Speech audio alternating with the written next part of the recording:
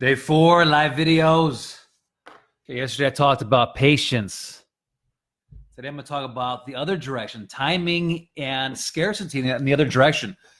So there's a little story. Last year we were hired by our client to go out and to get a domain name for them. It was like it was kind of an exact match for their brand that matched the ethos, the mission for what they did, and they were excited to get it. So we reached out to this company. There was a little bit of a background on the domain name because one of the companies was going kind of bankrupt, and so it defaulted back to another company. But at one point we had an offer, and it looked like it was going to go through at $150,000. So the company was very excited. But what happened is that because of this bankruptcy, they ended up not being able to sell a domain name, and it defaulted back to the other company. A lot of details, but in the end, Company A had it. It was owned by Company A. Company B kind of acquired it. There was a bankruptcy there. It went back to this other person. So the offer that we had did not go through. Actually, I'm sorry. The offer was $150,000. They wanted to $200,000. Now, after this, we went to approach the new company. Now, I knew the CEO of the new company because I had reached out to another domain name, and they passed on it because it wasn't a good fit and pricing.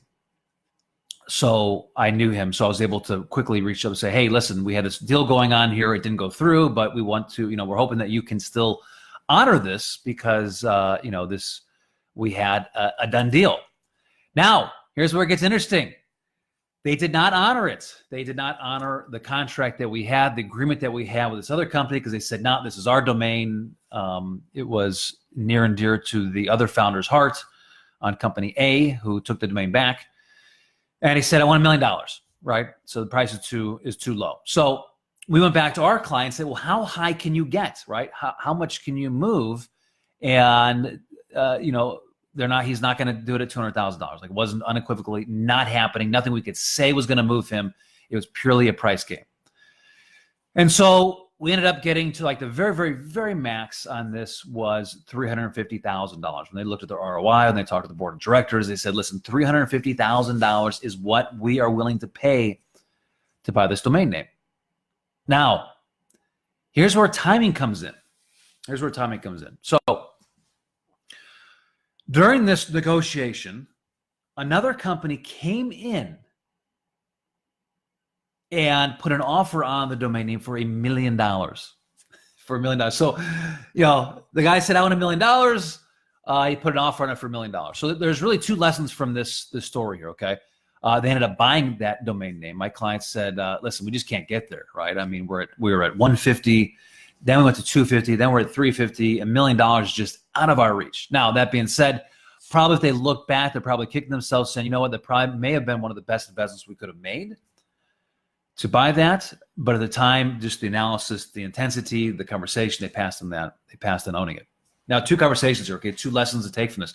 The first one is that it's timing. Listen, if they had started this process maybe 2 months earlier, this person wouldn't have come through, and they may have been able to lock in at the 350. Okay, if they would have started it even before that process, they could have locked in this domain name before the other company went bankrupt, because the other company wasn't using that domain name. Okay, it was just a domain they had locked in their vault from their creation. They had rebranded at some point. So maybe they could have bought it then. Okay, but because it waited, because it dragged on, because the timing of the deal, this other brand came in and acquired the domain name.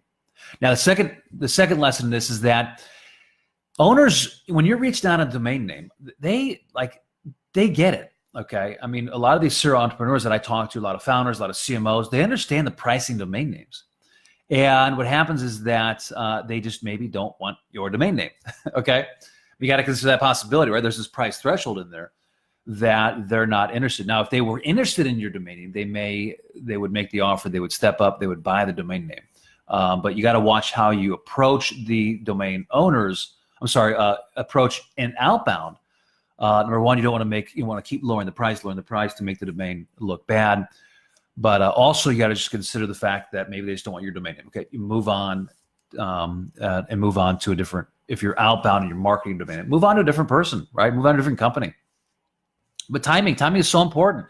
In this case, he should have, a company, they waited to make the decision. Internal, maybe thinking, hey, it would never be sold. They're not using it. We can go in there. We'll wait them out because our offer is good. Another company came in and took the sale. So the lesson is, don't wait. Listen, if your name is available, take it. Like, don't wait.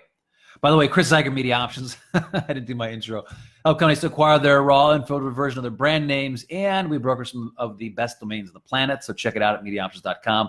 Names like Bloom.com, Inbox.com, WallStreet.com, some phenomenal domains we're brokering that really are strategic assets. So check it out there. But don't wait around. Don't wait around. Your domain may not be available. In this case, like, you could not have seen this other company that acquired it because they went through a rebrand themselves. You would never have even known that they would go out for the domain name. Can't see it coming. Go acquire it. Contact me if you need help. I'd love to help you to acquire your domain name.